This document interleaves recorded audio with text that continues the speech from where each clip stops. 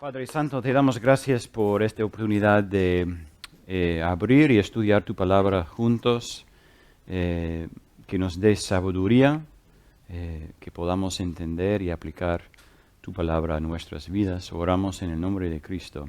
Amén.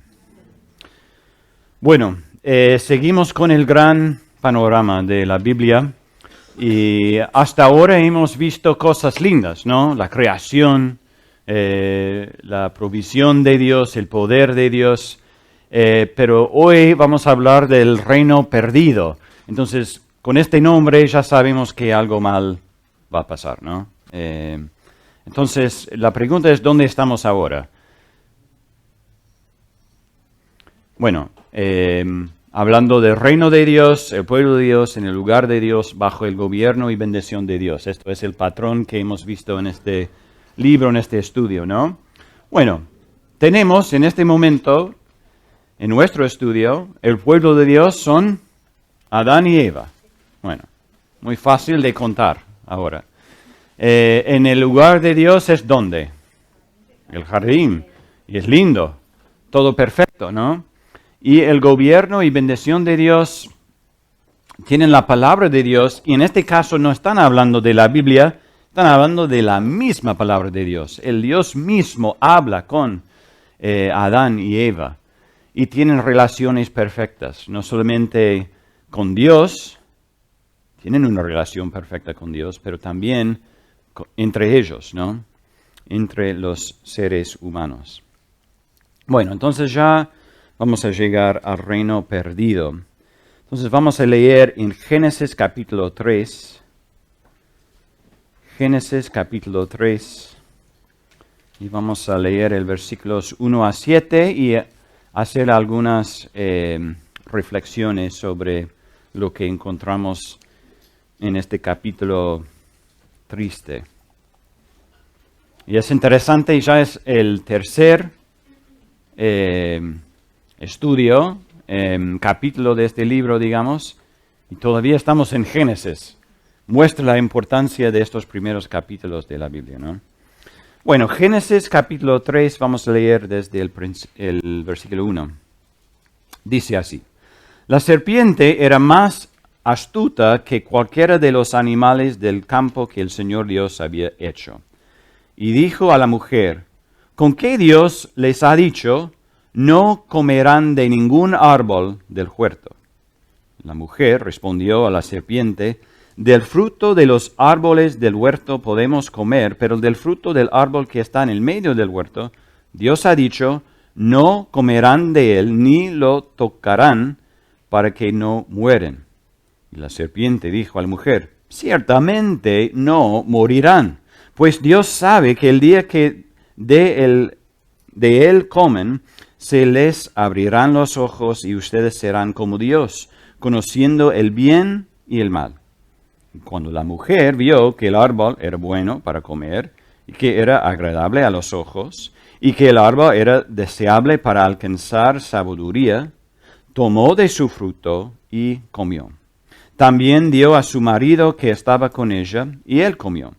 Entonces fueron abiertos los ojos de ambos, y conocieron que estaban desnudos, y cosieron hojas de higuera y se hicieron delantales. Bueno, comenzamos en el versículo 1. ¿Quién es el serpiente? La serpiente. ¿Quién? ¿Quién es? Satanás, ok. Podemos decirlo con confianza. Pero en Génesis acá no sabemos quién es la serpiente. No hay detalles de quién es, de dónde viene, por qué está tentando la mujer. No tenemos estos detalles. Y esto es una señal que, aunque estos detalles sí importan, no importan para esta historia, ¿no? Pero sí leemos en el Apocalipsis 12, versículo 9, y más adelante también, que la serpiente en esta historia es Satanás mismo. Y el libro que estamos usando para este estudio destaca un punto muy importante sobre esta parte de la historia. ¿De dónde surgió Satanás. ¿Mm? Claro, más adelante vamos a aprender sobre los ángeles caídos, etc. Pero de nuevo, en esta parte de Génesis no se nos dice nada al respecto. No sabemos qué pasó antes. Y algunas personas, tal vez muchas personas, la mayoría, creen que existen dos poderes iguales en el mundo, ¿no? ¿Puedo mostrar la imagen? Oh, bueno. Que como hay dos poderes iguales, el poder malo y el poder bueno, ¿no? Como Dios y Satanás. Y la historia del mundo es la batalla entre el bueno y el mal. Pero esto no es lo que enseña la Biblia. Toque el botón, hermanos. No es así. Bueno, no es así. Y es importante porque, de nuevo, la mayoría de las personas del mundo piensan así. No es así. La Biblia enseña que Dios es el único todopoderoso. Él es el único Dios creador. Ya hemos leído en los primeros 2 capítulos que Él creó todas las cosas. Y la palabra hebrea para todo significa, ¿qué? Todo. Bueno, no sé. Ni sé qué es la palabra hebrea para todo, pero significa todo. Y así que esto incluye, ¿quién? Satanás, ¿no? Entonces Dios creó Satanás. Y es importante, bueno, gracias, ya están listos.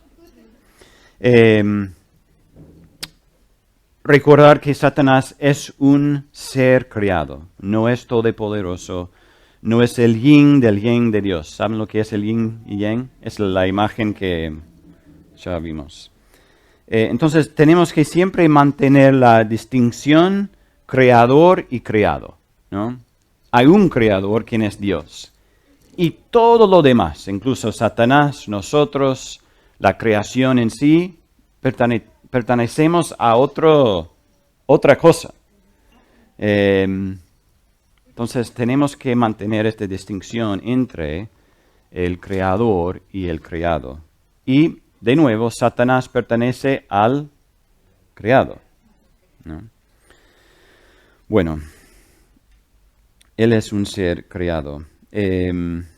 Y siempre al estudiar la caída surgen ciertas preguntas. Por ejemplo, ¿de dónde vino el pecado? ¿No? Porque de nuevo, en los detalles que tenemos en este pasaje, es como de repente hay Satanás tentando a la mujer, pero ¿de dónde viene? Porque él sabe de esta cosa, se llama pecado.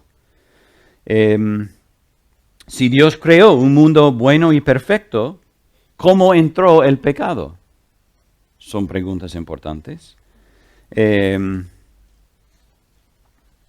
Y bueno, la verdad es que por miles de años los cristianos han tratado estas preguntas, ¿no? Y esta clase no pretende responder a todas esas preguntas. Pero hay una sección de la Confesión de Fe de Westminster que puede ayudarnos a afirmar lo que dice la Biblia al respecto, ¿no? Porque de nuevo, el problema o el asunto es que Dios creó un mundo perfecto, sin pecado, todo bueno, y de repente en nuestra historia hay una serpiente, hay pecado. ¿Qué pasó? Bueno, la confesión dice, el pecado no es simplemente permitido por Dios, sino que está atado, ordenado y gobernado por Él en la plenitud de su sabiduría y poder para que cumpla sus propios propósitos santos. Entonces, no es que Dios hizo algo mal en su creación. ¿Entienden? No es simplemente permitido, pero está atado, ordenado y gobernado por Él. Bastante pesado la idea. Sin embargo, la pecaminosidad todavía pertenece a la criatura. ¿Se acuerdan? estos dos círculos, y no procede de Dios, cuya santa justicia no puede causar ni aprobar el pecado. Entonces, como cristianos queremos afirmar estas dos cosas. Que no es que el pecado es como fuera del control de Dios, ¿no? Él tiene todo el control, Él tiene todo el poder. Está soberano sobre todo y de alguna manera esto incluye el pecado. Entonces lo que está pasando en el capítulo 3 no está fuera del control de Dios. ¿Ok? Pero esto no significa que Dios de alguna manera peca. Tenemos que rechazar 100% esta idea porque Dios es perfecto, santo y sin pecado. Entonces Dios no causa ni aprueba el pecado. Obviamente hay mucho más para decir al respecto, ¿no? Pero vamos adelante con estas dos ideas afirmadas. Bueno, entonces lo que sabemos en esta historia, en capítulo 3 de la Biblia, es que Satanás, que la serpiente, viene a tentar a Eva. Y deberíamos observar el método o los métodos que él usa. Lo que Satanás demuestra es que el pecado es rebelión contra la revelación de Dios, de la palabra de Dios. Como Dios dice esto, pero vos podés hacer aquello, ¿no? Entonces, bueno, vamos a ver. El primer método es Satanás pone en duda la palabra de Dios, ¿no? ¿Con qué Dios les ha dicho? Y después Satanás dice, ¿de verdad dijo Dios eso? ¿Y eso es lo que Dios dijo? Y bueno, por supuesto, esto no es lo que dijo Dios. Satanás está invitando a Eva a convertirse en juez de la palabra de Dios. ¿Se entiende? Esto es muy peligroso. Porque Dios es el creador, Él habla, todo lo que dice es verdad, y de repente entra la serpiente y está invitando a Eva de como ser juez sobre la palabra. Poner en la balanza lo que dice Dios. Muy, muy peligroso. En segundo lugar, vemos que la palabra de Dios está distorsionada. Él distorsiona la palabra de Dios. Dios les había dicho que podían comer libremente de todo. La idea de disfrutar con alegría de todo lo que Dios les había dado. Es la idea. Pero Eva dice que podemos comer, como quizás podemos comer de los otros árboles, pero hay un árbol de que no podemos comer. Entonces Dios había dicho que comerlo llevaría ¿a qué? A la muerte. Pero ella añade que incluso tocarlo lleva a la muerte. Entonces, son diferencias pequeñas, pero importantes, porque están distorsionando la palabra de Dios, ¿no? Cambiando de chiquito. Bueno, a continuación vemos que Satanás rechaza por completo la palabra de Dios, ¿no? Versículo 4, que dice, y la serpiente dijo a la mujer, ciertamente no morirán. Dios dijo, van a morir si comen este fruto. Y Satanás dice, no morirán. Está rechazando completamente la palabra de Dios. Y más, en el versículo 5, pues Dios sabe que el día de que de él comen, se les abrirán los ojos y ustedes serán como Dios, conociendo el bien y el mal. Entonces él cuestiona la bondad de Dios. Como hay algo que podrían tener y Dios no quiere que lo tengan. Satanás quiere convencer a Eva de que Dios le oculta algo. Satanás rechaza la palabra de Dios, su promesa, y en su lugar hace la suya. Es decir, que Satanás busca usurpar a Dios. Entonces, ¿qué pasa? Bueno, ya sabemos, versículo 6, cuando la mujer vio que el árbol era bueno para comer y que era agradable a los ojos y que el árbol era deseable para alcanzar sabiduría, tomó de su fruto y comió. También dio a su marido que estaba con ella, y él comió. Entonces fueron abiertos los ojos de ambos. El autor en el libro que estamos usando dice que no es malo saber la diferencia entre el bien y el mal. Este deseo de saber no es mal. Pero lo que Eva y Adán hacen en esta historia no es solo saber la diferencia entre el bien y el mal, es que quieren crearla, quieren decidir lo que es bueno y malo. Dicen Dios, de ahora en adelante queremos establecer nosotros las reglas en el mundo, definir los estándares en los cuales vamos a vivir. Entonces, en otras palabras, ¿qué quieren ser? Dios. Exactamente. Y esto es importante porque es algo que vamos a ver a lo largo de la historia de la Biblia. Entonces, ¿cuál es el resultado de lo que han hecho la serpiente, Eva, Adán? Bueno, un reino perdido. Los resultados son desastrosos. Antes, todas las relaciones eran perfectas, pero ahora todas las relaciones están rotas. Primero, la relación entre el hombre y la mujer ya está rota. Inmediatamente sienten culpa y vergüenza. ¿Cómo sabemos eso? ¿Cómo? Sí, o sea, de repente se dan cuenta de que, no tenemos ropa. ¿Y qué es ropa? Ni saben, ¿no? Y sienten la necesidad de cubrirse. Y empiezan a culparse mutuamente. Y al imponer castigos, Dios dice en el versículo 16, a la mujer dijo Dios, en gran manera multiplicaré tu dolor en el parto. Con dolor darás a luz los hijos.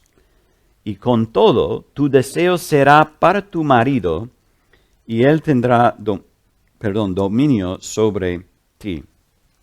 Bueno, la idea es que ahora la mujer quiere la autoridad sobre el hombre, ¿no?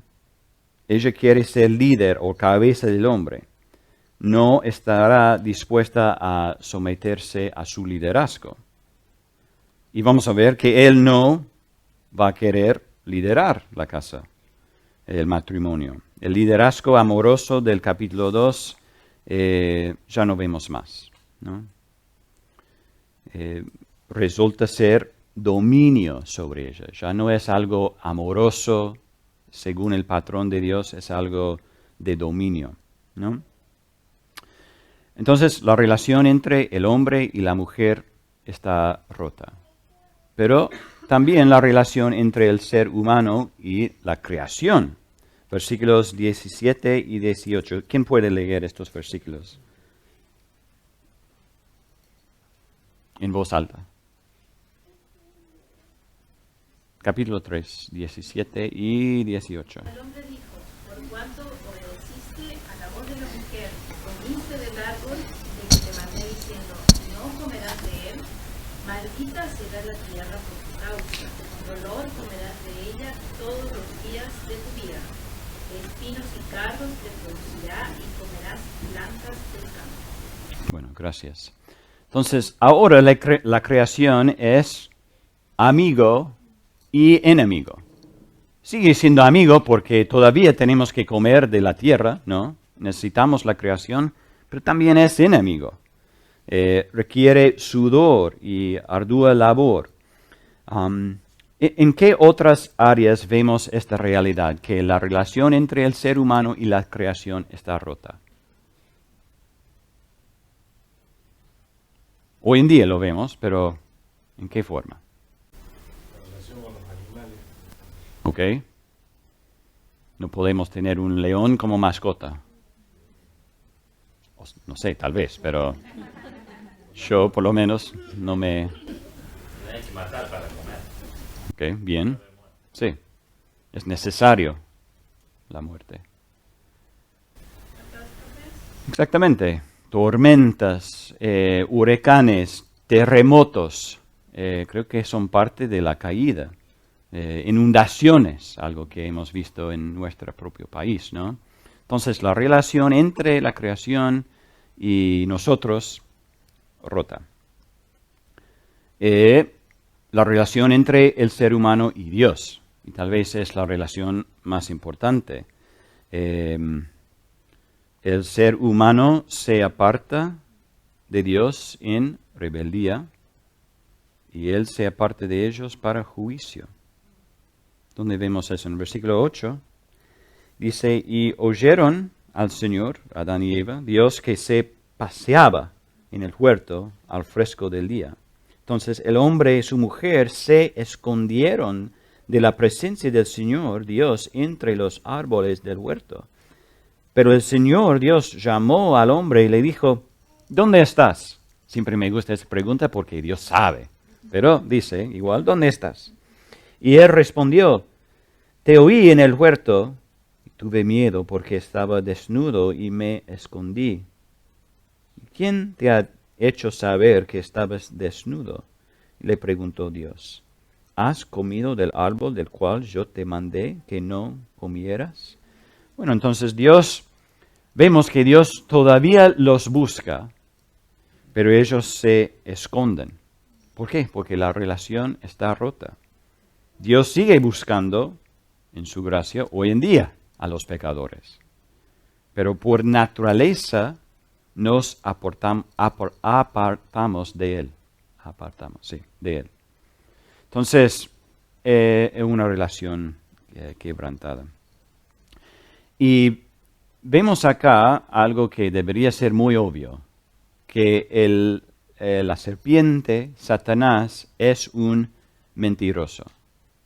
¿Cómo sabemos eso? Bueno, porque tenemos el resto de la Biblia, pero ¿por qué en esta historia sabemos que Satanás es un mentiroso? Ok, bien. Y él le dijo a Eva, no morirán, pero mueren. Perdón. Sí, murieron. Fueron separados de su fuente de vida. Físicamente continuaron viviendo por un tiempo, aunque vamos a ver que eso también ha cambiado. Pero espiritualmente están muertos ya. Tengo un amigo que lo dice así. Si voy afuera y corto una rama de este árbol afuera, primero tengo que subirlo, no sé cómo, pero si corto una rama y traigo la rama y lo pongo ahí en la mesa, la pregunta sería, si esta rama está vivo o muerto, ¿qué dirían? Pero tiene verde, tiene viva. Pero ya no tiene vida. Sí, exactamente porque ha sido cortado de su fuente de vida. Y así es lo que está pasando en esta historia. Han sido separados de su fuente de vida y están muertos. Y Dios los expulsa del jardín donde disfrutaban de su presencia y de todas las bendiciones de esa presencia. Han sido desterrados del jardín. Dice el libro, desde la caída, todos los seres humanos hemos nacido enfrentando el mismo aprieto de la muerte espiritual y física debido a la rebelión de Adán y Eva. Gracias, amigos. Nuestros antecesores. También, entonces, tenemos una naturaleza del pecado. También somos pecadores, nos rebelamos en contra del gobierno de Dios y también enfrentamos el castigo de la muerte y la eterna separación de Él. Entonces, un punto importante. Recibimos de Adán y Eva esta naturaleza pecaminosa, pero también nosotros pecamos. No es que, pero es su culpa. No, es nuestra culpa también, porque todos pecamos, ¿no? Somos pecadores por naturaleza y por elección. Y bueno, los siguientes capítulos de Génesis muestran esta realidad claramente, ¿no? Vamos a ver algunas historias que muestran eso. Primero, Caín y Abel, ¿no? En el capítulo 4. No debería sorprendernos de que tras la entrada del pecado en el mundo, pronto se produzca el primer asesinato. Dado que nuestra relación vertical con Dios se ha roto, ahora también se rompen nuestras relaciones horizontales, digamos, es decir, nuestras relaciones con otros seres humanos. Los celos conducen a la ira, que a su vez conduce al asesinato, ¿no? Pero no termina ahí, capítulo 5, vemos la mortalidad. A ver, capítulo 5. Este es el libro de las generaciones de Adán, ¿no? Versículo 5. El total de los días que Adán vivió fue de 930 años. Bien, vivió mucho. Y murió. Versículo 8. El total de los días de Set fue de 912 años. Y murió. Versículo 11. El total de los días de Enos fue de 905 años y murió. Bueno, podríamos seguir. Pero esta frase, y murió, se repite muchas veces. Y es la forma que el autor está usando para mostrarnos de que el castigo en el jardín es real. La muerte es real. Murió. Hasta hoy en día, ¿no? Nuestra historia hasta hoy termina con esta frase, y murió. No solo murieron espiritualmente, también físicamente, y sucede en cada generación. Se transmite de generación a generación. Y no siempre nos gusta hablar de la muerte, ni pensar en ella, pero es inevitable. ¿Por qué? Bueno, en última instancia la respuesta de esta pregunta, ¿por qué hay muerte?, no es una respuesta científica, es espiritual, porque el pecado. Es por eso hay muerte en el mundo. Bien, también vemos esta difusión del pecado y muerte en el diluvio, en los capítulos 6 a 9. Vemos que las cosas siguen empeorando, así sale. Entonces hay más muerte, hay más pecado y hay más muerte. O sea, es un ciclo terrible. Vamos a leer versículos 5 y 6 de capítulo 6.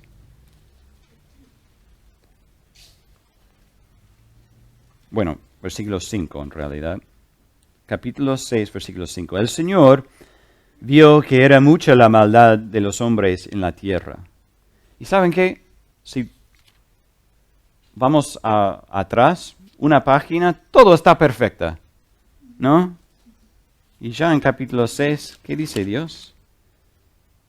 Era mucha la maldad de los hombres en la tierra, y que toda intención de los pensamientos de su corazón era solo hacer siempre el mal, siempre el mal. Y versículo 6, y el Señor le pesó haber hecho al hombre en la tierra, y sintió tristeza en su corazón. Podríamos hablar de esto mucho, pero no. Versículo 7. ¿Qué va a hacer Dios entonces? Él dijo, borraré de la superficie de la tierra al hombre que he creado, desde el hombre hasta el ganado, los reptiles y las aves del cielo, porque me pesa haberlos hecho. Fuerte. Ha cambiado mucho la cosa. Damián tenía la historia linda, y yo esto, ¿no? Y sabemos que el diluvio es algo terrible. En cierto sentido está revirtiendo la creación. ¿Cómo? Bueno, en los días de la creación, Dios separó ¿qué? Las aguas de la tierra. ¿Y qué pasa en el diluvio? Al revés. Las aguas están en la superficie de la tierra. Entonces, en cierto sentido, Dios está introduciendo el caos en este castigo. Las aguas vuelven a cubrir la faz de la tierra. Es la difusión del pecado y de la muerte y el castigo. Bueno, ahora llegamos a la Torre de Babel, en el capítulo 11. Porque sabemos que no todos murieron en el diluvio, ¿no es cierto? ¿No? Dios preservó a su pueblo, fue fiel a su pacto, pero el pecado persistió. Y este es sin duda un tema que vamos a ver a lo largo de nuestro estudio. Hay altibajos, pero el pecado continúa. Y así el juicio de Dios, que es un juicio justo, ¿no? También continúa. Y vemos un punto muy bajo en la historia, en el capítulo 11, versículo 4. Dice, luego dijeron, vamos, edifiquémonos una ciudad y una torre cuya cúspide llegue hasta los cielos, y hagámonos un nombre famoso para que no seamos dispersados sobre la superficie de toda la tierra. Entonces, ¿qué quieren hacer en esta historia de la Torre de Babel?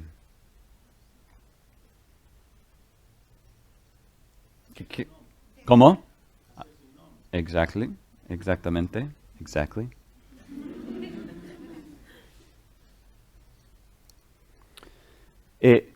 Así como el diluvio fue una inversión de la creación, también lo es la torre, ¿no? Lo creado intenta superar al creador. Todo está al revés, ¿no? O al menos quieren estar a su mismo nivel. Y es una imagen perfecta de lo que es el pecado y a dónde conduce el pecado. Queremos exaltarnos, queremos tener nuestro propio reino, queremos dejar a Dios de lado y establecernos como reyes. Esto es lo que es el pecado. Decir, Dios, no sé si es tan malo estos deseos que tengo. Esto es ponernos como Dios. Pero esto nunca va a funcionar. No podemos derrocar a Dios de su trono. ¿Por qué? Porque es todopoderoso. ¿Qué quieres decir? Sería también para pensar que dice, construyamos una ciudad donde Dios manda al hombre a esparcirse sobre la superficie de la tierra, el hombre quiere hacer lo contrario. Exactamente. Que sean mis portadores de imagen, ¿así es? En toda la tierra. Y ahora están todos juntos, ¿no? Bueno, entonces no podemos sacar a Dios de su trono. Los golpes de estado no funcionan con Dios, ¿no? Entonces, ¿qué hace Dios? Versículo 8.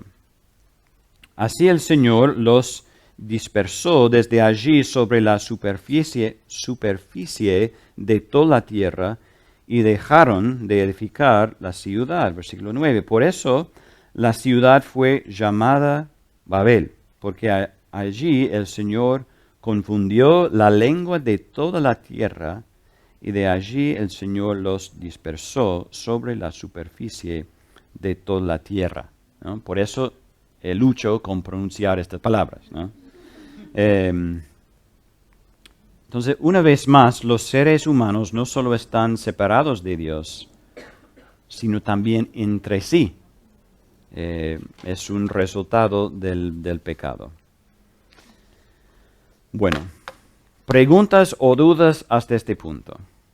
No, quería comentar algo que me no solo es una separación, sino que es una separación en abierto pie de guerra. No es una separación tranquila sí. o pacífica. Él va por allá, no, hay en el hombre una intención continua de confrontar a Sí. Dios, ¿no? Exactamente. Estar en pie de guerra siempre. Siempre, sí. Tal cual. ¿Otra pregunta, duda, comentario? Yo tengo una pregunta. Al principio vos dijiste cómo entró el pecado en el mundo, o cómo es que la serpiente presenta el pecado, pero las personas también quieren como pecar. Entonces, es como algo que ya estaba en el ser humano desde el principio, porque le dice, bueno, van a ser como Dios, entonces ella como que tenía ese deseo. Bueno, buena pregunta. La respuesta corta sería que Dios creó los seres humanos con el poder de elegir libremente. Entonces, o sea, Eva y Adán tenían el poder de elegir el mal. El tema es que no sabían qué era el mal antes de que Satanás entró el jardín. El tema es que cómo Satanás sabía del mal. Cantó la duda. Claro. Sobre la palabra de Dios, sí, y las promesas de Dios. Consultó un libro que tengo que se llama ¿cómo se llama? Algo de maldad, o sea, cómo entró el maldad. Es un libro así. Entonces, no quería entrar en el... Pero es una pregunta importante, incluso ¿por qué Dios permitió el pecado en el mundo? Bueno. Pero no queremos saltar la historia, porque cuando llegamos donde entra Jesús en la historia, vamos a ver que Jesús y su sacrificio fue planeado ¿cuándo? ¿Después del jardín? O digo, ¿después de la caída? No, antes. Bueno, lo dejo ahí.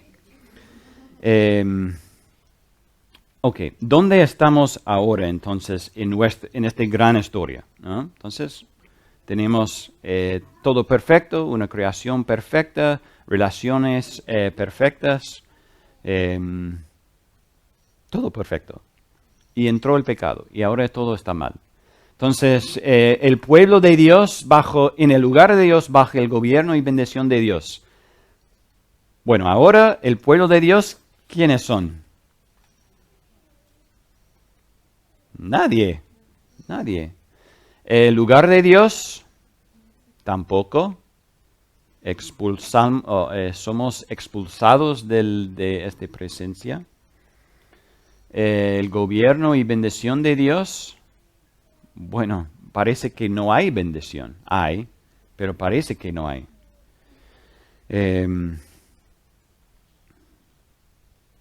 Rechazamos activamente su gobierno. ¿Y qué hacemos en su lugar? La pregunta es, ¿sigue reinando Dios? ¿Cómo sabemos? Bueno, el resto de la historia. Él se reserva a algunos pocos, Claro, como Noé, sí, hubo algunos pocos que siguieron obedeciendo a Dios, claro, aunque no eran la gran mayoría. claro. Sí, queremos leer el capítulo 12, porque por fin hay buenas noticias. Pero hasta ahora parece que no. Y sigue reinando en el sentido de la paciencia que tiene con el ser humano, aunque se arrepintió Dios Claro, y decía, los voy a borrar, pero es como que él contiene su propia ira. claro. Sí, por un lado vemos el reinado de Dios en el juicio, en la maldición. Esto muestra que tiene el poder todavía. Bueno, y sabemos, por supuesto, que la historia continúa. No sé si hay... ¿Esto es la última? Bueno, el último. Bien. ¿Quién hizo esto? No. Bueno, la historia continúa,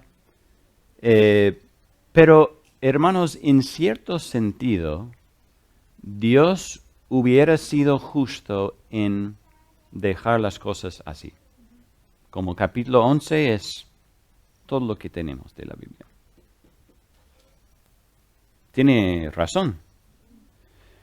Pero gracias a Dios no es así. Él en su misericordia y gracia es soberano y tiene el control sobre todas las cosas. Y Él quiere tener un pueblo. ¿No? Recuerden qué significa el reino de Dios. ¿No? Esto es importante. Porque el reino de Dios no es solo el lugar donde Él reina. Porque Dios reina en todas partes. No hay ninguna parte del mundo donde Dios no tiene control. No, Él reina en todas partes. Y nadie puede cambiar eso, ni siquiera el pecado.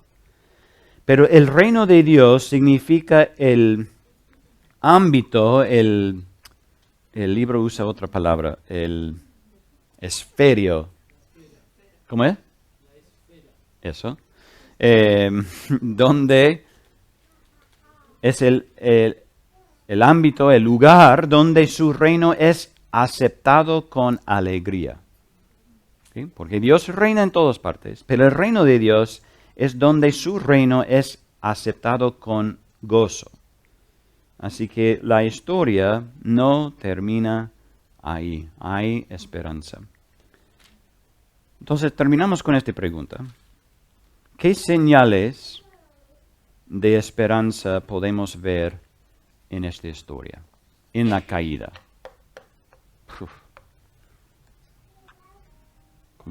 En la primera vista parece que no hay esperanza, pero ¿dónde vemos esperanza en esta historia?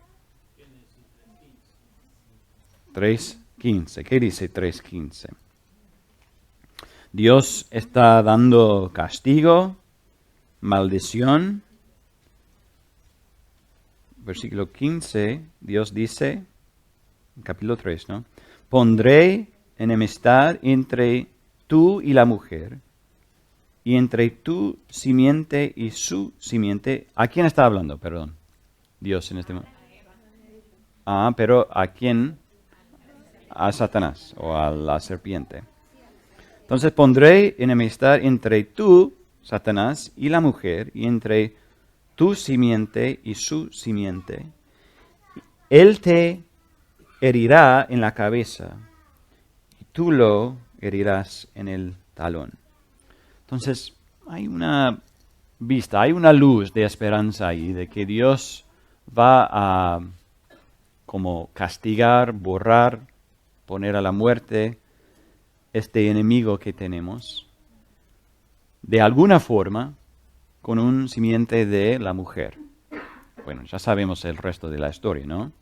Pero hay luz de esperanza. Pero hay más en estos capítulos, más señales de esperanza. Cuando promete no volver a destruir. Después del diluvio, ¿sí? Bien. Que siempre queda un remanente, Dios siempre deja un remanente. Sí, porque cuando Dios, en el capítulo 6, ve que hay mucha maldad de los hombres en la tierra, versículo 8, que no lo leímos, dice, pero Noé halló gracia ante los ojos del Señor. Ok, todo está mal, pero Noé, interesante, ¿no? Y sabemos que él y su familia son salvados por medio de la provisión de Dios, ¿no? Tal vez un patrón que vamos a ver, ¿no?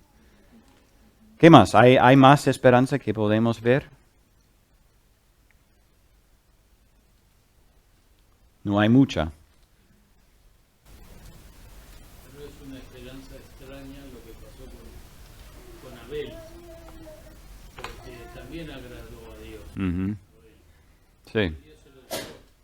Sí. Claro. Sí, y cómo sabía cómo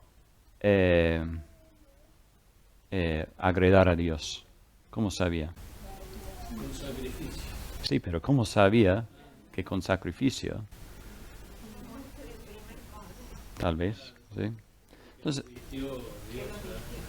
sí. Entonces, hay esperanza, aunque tenemos que esperar hasta la semana que viene para encontrar lo que es. Algunas preguntas, dudas en esta parte de la historia. Es tan importante entender la caída porque literalmente todo lo demás de las Escrituras está respondiendo a este momento. Entonces tenemos que entenderlo bien. Creo que el libro habla un poquito de esto de que yo, por lo menos, y nuestra iglesia, creemos que esto es una historia real. Adán y Eva eran personas reales. Y esto es, ¿sabes quién más pensaba así? Jesús. Él habla de Adán y Eva como personas reales, así que estoy de acuerdo con Jesús. Parece una buena idea. ¿Preguntas, dudas? Dios se arrepintió. ¿Cómo? Sí, es muy fuerte cuando Dios vea el maldad y es como, ¿por qué hizo esto? ¿Por qué yo creí estas cosas, estas personas? Es como una contradicción ahí, ¿no? Porque nos choca eso. Dice, ¿cómo Dios se arrepintió? Claro. No sé si es la mejor traducción, por un lado. Y otro, vemos esto mucho en la Biblia donde hay, no me va a salir la palabra, pero usamos términos de los humanos para describir a Dios, porque es eso. Sí. Entonces, ¿qué iba a decir? Que estamos tratando de describir algo indescriptible. Entonces, tenemos que usar imágenes, lenguaje que podemos entender. Entonces, parece que Dios está arrepintiendo de haber creado todo.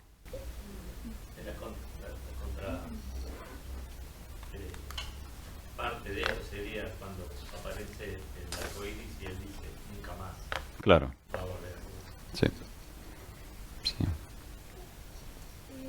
No sé en qué parte de qué libro, pero sé que hay un versículo que dice Dios no es hombre para mentir ni hijo de hombre para arrepentirse.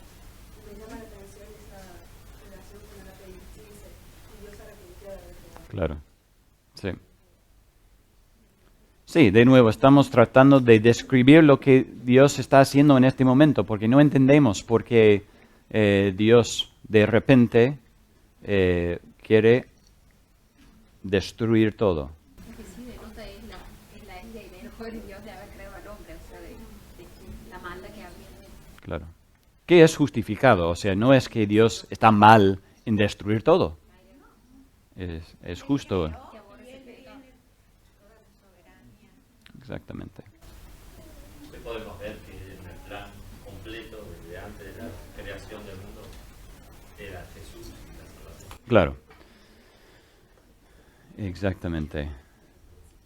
El tema es que vamos leyendo la Biblia desde Génesis 1 a capítulo 3, no tenemos esta información. Entonces es como, podemos sentir el peso de que está todo mal. ¿Qué va a hacer Dios? ¿Algo? ¿Va a destruir todo? No. Bueno. Bueno, ese arrepentimiento y esa tristeza que intenta describir el lenguaje le dan el verdadero peso que tiene la maldad y el pecado. Tiene un impacto real que también impacta en el corazón de Dios. Tiene un peso verdadero, no es una historia que está viendo. Y dice, bueno, voy corriendo a este jugador y esto, en este mundo que cree. No, a él es real lo que pasa. El pecado es real, es triste de verdad, y es algo que no está bueno que suceda. Entonces yo creo que ahí entra el intento de escribir el arrepentimiento, de decir, esto no es bueno que pase. Claro. Pero en el plan general, está dentro del plan general y de la salvación. Sí, y si entendemos mejor la santidad de Dios, vamos a entender por qué el pecado es tan terrible ¿qué dijiste? Repulsivo. Exactamente. Bien. Bueno, ya no tenemos más tiempo, así que vamos a orar y muchas gracias por estar. Padre Santo, confesamos que nosotros somos exactamente como Adán y Eva, somos pecadores, merecemos tu ira, tu castigo, tu maldición para siempre. Entonces te damos gracias por Cristo, por su vida, por su muerte, por su resurrección, que nos da esperanza, perdón y la promesa de vida eterna. Te damos gracias, Señor, por este tiempo de entender mejor el pecado, para que podamos apreciar más la salvación que tenemos en Cristo Jesús. Oramos en el nombre de Cristo. Amén.